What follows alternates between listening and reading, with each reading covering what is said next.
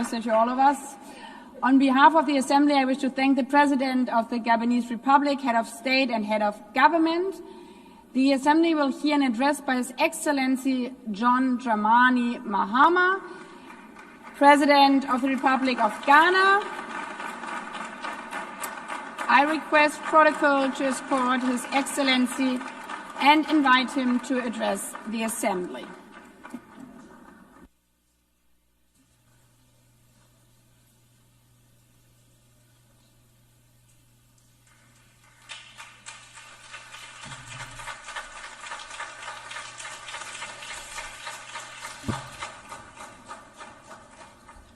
Thank you, Madam President, Mr. Secretary General, Excellencies, ladies and gentlemen. At this 80th session of the United Nations General Assembly, I'd like to speak about Africa's role in the future of this organization. However, it's impossible to do that without first considering the collective role that Africa played in its founding, which was small and relatively insignificant. Of the 51 member states involved in the founding of the United Nations in 1945, only 4 were African: Egypt, Ethiopia, Liberia, and South Africa. It is important to point out that the United Nations came into being in the aftermath of World War II because of the inability of its predecessor, the League of Nations, to avert a large-scale global conflict, which had been its guiding purpose when it was founded in 1920 at the end of the First World War. Out of the 42 founding member states of the League of Nations, only 3 were African: Liberia, the Union of South Africa, and Ethiopia. Egypt was to join later in 1937. Africa's overall participation in the organization's founding was minimal and relatively unimportant. That's because before all the other talks and meetings, representatives from a group of 40 nations gathered in Berlin for a series of discussions that began in 1884 and which led to the partitioning and formal colonization of the African continent, which is also called the Scramble for Africa. It has famously been written that past is prologue. Well, in the past, the majority of the 54 nations that now comprise Africa were never offered a seat at the table where plans for a new world order were being drawn. But, Madam President, as fate would have it, the tables are turning, and Africa's role in the authorship of whatever is yet to come for this world is going to be huge, and it will be consequential. Age between 15 to 24 will be residing on the African continent. So you see, the future of this world is African. Allow me to say this once again a little louder for those of you in the back. The future is African.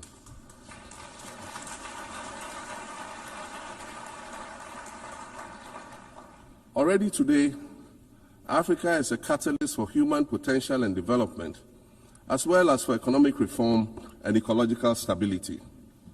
Africa is a catalyst for systemic change. If this reality, which is fact-based and straightforward, seems provocative or unsettling, perhaps it's because you are viewing it through the lens of centuries of filters, colonialism and imperialism, and the resulting implicit bias. Maybe you are unaware of the resilience of African nations or their remarkable ability to make a strong comeback just when you think it's safe to count them out. That is what is happening right now in my own country, Ghana. Our constitution limits leaders to 2 4-year terms. In January, I was sworn in for a second term, which, let me point out, was non-consecutive with my first term. Our currency, the Ghana cedi, was rapidly depreciating, faced with rising inflation, a huge debt burden, and low morale amongst our citizens. My new administration settled down quickly and embarked on an ambitious program of comprehensive transformation designed to restructure Ghana's economic foundation and enhance our competitive standing globally. We refer to this process of recalibration as our reset agenda. In just 8 months, we have achieved significant reduction in inflation from 23.8% in December 2024 to 11.5% in August 2025, restoring price stability for our citizens. Additionally, our currency, the Ghana cedi, has appreciated considerably against other currencies, with Bloomberg reporting it as the best performing currency in the world at one point. Our improved sovereign credit rating reflects increasing investor confidence in our economy. And our 24-hour economy initiative promises to transform our economy. And there's a renewed willingness amongst our people to trust that their elected officials have Ghana's interests at heart and that we're progressing together. Madam President, I believe that in honor of this milestone celebration, the United Nations should also embark on a process of serious recalibration and establish its own reset agenda. Since the organization's founding, the number of UN member nations has nearly quadrupled. And quite frankly, it is not the same world that it was back then when the UN was formed. I mentioned earlier that I began my second non-consecutive term as president this past January. My first term ended in January 2017. In that span of time, 8 years, the world has changed with such ferocity. My first days in office after my return felt as though I had just awakened from a Rip Van Winkle-style sleep. Now, no, that was only after 8 years. Imagine then what it will be like after 80 years since the founding of the United Nations. In 1945, the sun had not yet set on the largest empire in history. The most common mode of international travel was by sea. The personal computer had not been invented, let alone made portable. And television, a new convenience, was still in its infancy, albeit in black and white color. Relations between the US and the Soviet Union were turning frosty, with Winston Churchill declaring that an iron curtain has descended across the European continent.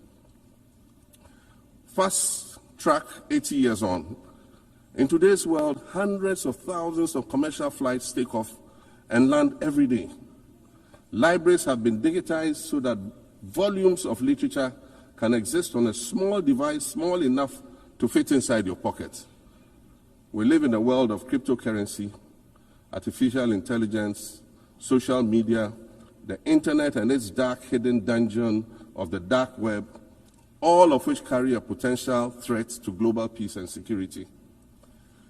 Climate change is real, and we're fighting a losing battle against the loss of Maldives and other island nations to the rising sea level, against the loss of Timbuktu to desertification, and the Amazon forest to global warming and deforestation.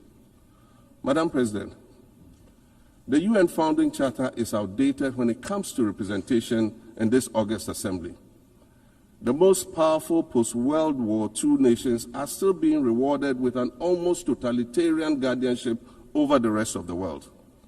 And yet, the first sentence in Chapter 2, Article 1 of the UN Charter declares that the organization is based on the principle of sovereign equality of all its members.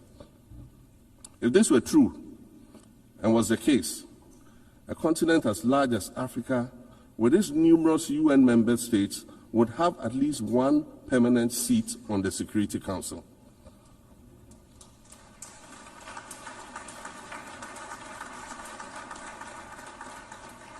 Furthermore, we believe that veto power should not be restricted to only 5 nations, nor should it be absolute.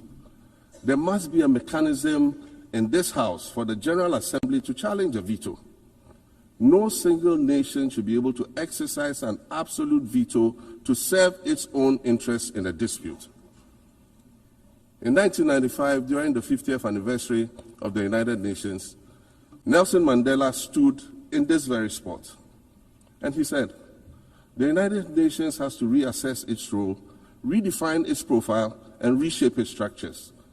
It should truly reflect the diversity of our universe and ensure equity among the nations in the exercise of power within the system of international relations in general and the Security Council in particular, I close quotations. 30 years later, we African leaders are still making the same simple request for a permanent seat on the Security Council with the power of a veto. So today, Madam President, I stand here in this exact spot and ask the world, if not now, then when? We demand not only a reform of the Security Council, but also a reset of the global financial architecture, which is currently rigged against Africa. Africa must have a greater say in the world's multilateral financial institutions. And while I'm making requests, I'd like to call for the removal of the blockade on Cuba. As Dr. Kwame Nkrumah, our nation's founder, famously said, we seek to be friends with all and enemies to none. The Cuban people shed their blood on African soil in the fight against apartheid. And indeed, Cuba has been and continues to be a faithful friend of Africa. You see, the very fact that I can stand here and ask these things and say these things, and the fact that all nations can ostensibly gather here to address critical global issues, air our grievances, and express our concerns, that is what makes the survival of this organization so important. In every old city or village, you'll find a town square, or a courtyard, or a plaza that once served as a gathering space for the citizens of the community and their leaders. Meetings and celebrations were held there, as were trials and elections. And these were spaces that brought people together and held them together as a community. Sadly, time and technology have eroded these spaces. Madam President, in many ways, the United Nations is the proverbial town square of our modern global village. And it has never been more critical for us to protect this one space that brings and holds the world nations together as a community. The internet, social media platforms, and artificial intelligence offer us the illusion of connectivity, when in fact what they do is reinforce isolation by using algorithms that ensure that we do not receive new ideas and perspectives, but rather more of the same content. We are served alternative facts and manipulated images, making it easy to disseminate disinformation and sow seeds of division amongst communities. Madam President, these are dangerous times. Our world is currently experiencing a rise in nationalism and economic instability. There's a general breakdown of multilateralism. Various acts of aggression have been committed against the sovereignty of others, and nations are attempting to circumvent the very safeguards that were put in place to prevent large-scale global conflict. These conditions are all too similar to the ones that led to the League of Nations' failure in fulfilling its mandate. The denial of visas to President Abbas and the Palestinian delegation sets a bad precedent and should be deeply worrying to all member nations of the United Nations. Ghana recognized the state of Palestine in 1988 and supported a two-state solution to the conflict since then. And I say, contrary to the claims of some, a two-state solution would not be a reward for Hamas. It would rather be a reprieve for the hundreds of thousands of innocent women and children and people who are facing collective punishment and forced starvation for no reason other than the fact that they are Palestinian. For nearly 2 years and for the fear of reprisals, we here in this General Assembly have been playing hide and seek with language to find the right words to help us avoid or excuse what we all know is taking place in Gaza. But here is the thing, it doesn't matter what you call it. If it looks like a duck, it swims like a duck, and quacks like a duck, well, then it must be a duck. The crimes in Gaza must stop.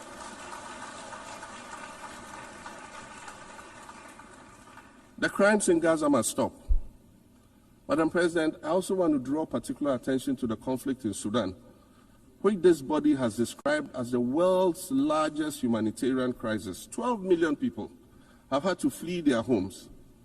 And when we speak of migration, we refer to the 12 million new Sudanese refugees, whom we as a global community should be willing to assist in much the same way that many member nations readily assisted new refugees coming out of Ukraine.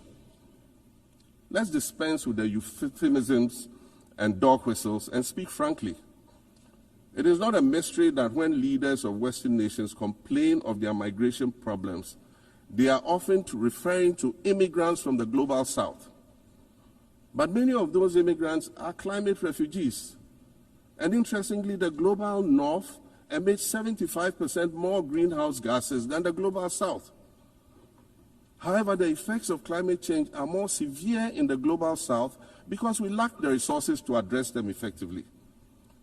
And so when the desert encroaches on our villages and towns and they become unlivable, we are forced to flee. Warsan Shire, a Somali-born prophet, a Somali-British poet born in Kenya to Somalian refugee parents, was London's first youth poet laureate. She writes in her poem titled Home. And it says, you have to understand that no one puts their children in a boat unless the water is safer than the land. No one bends their palms under trains beneath carriages. No one spends days and nights in the stomach of a truck feeding on newspaper unless the miles traveled mean something more than just a journey. Madam President, we cannot normalize cruelty. We cannot normalize hatred. We cannot normalize xenophobia and racism. If we're going to tell a story, let's not tell it slant. Let's tell all the truth. When we speak of migrants, we speak of Mami Ewusi Mensah Frimpong, a judge on the U.S. District Court for the Central District of California. She's the first black female judge on any of California's 4 federal district courts. She was born here in America to immigrant parents from Ghana. We speak of Peter Bosman, a medical doctor in Ghana who moved to the town of Piran in Slovenia in the 1980s and later became the first black mayor of Piran, the first black mayor in Slovenia and in the whole of Eastern Europe. We speak of T. Michael, the iconic Ghanaian Norwegian artist and designer. And of course, we speak of the late Kofi Annan, former United Nations Secretary General.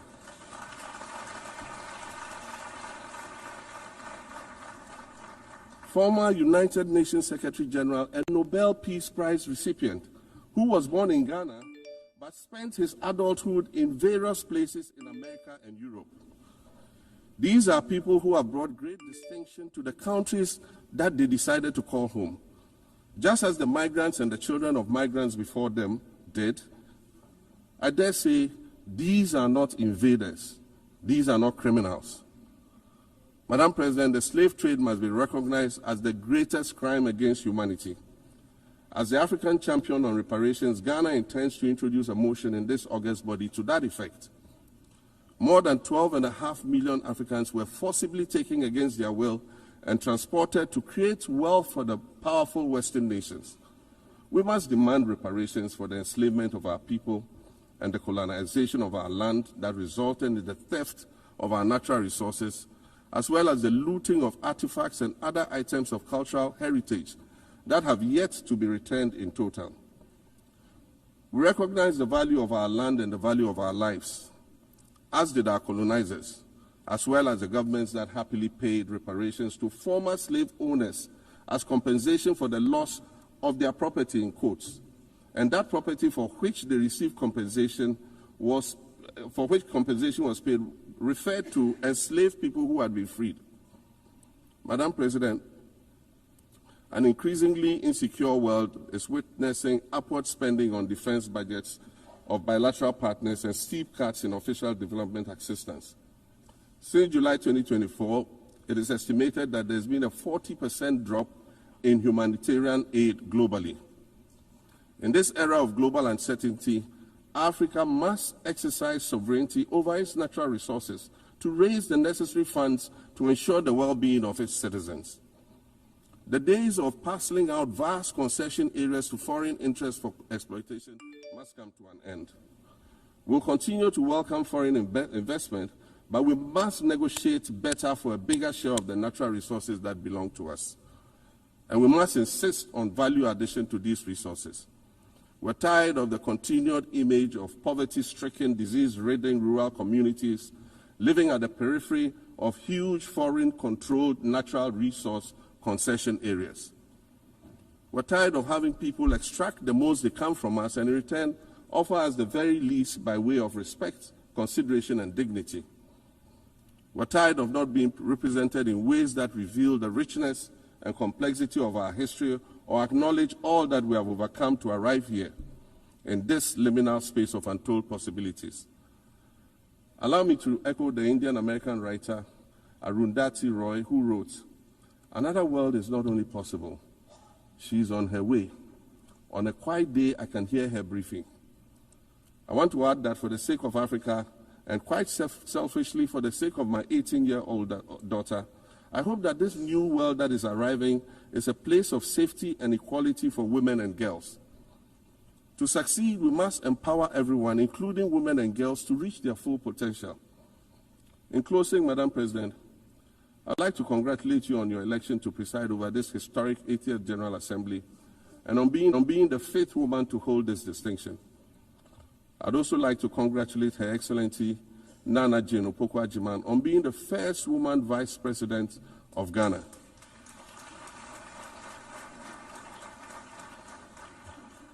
Now every Ghanaian girl knows the heights to which she can ascend. Words matter, but issues of representation matter even more, which is why Ghana looks forward to the appointment of a woman as Secretary General of this organization in the near future. Madam President, Your Excellencies, I thank you for your kind attention.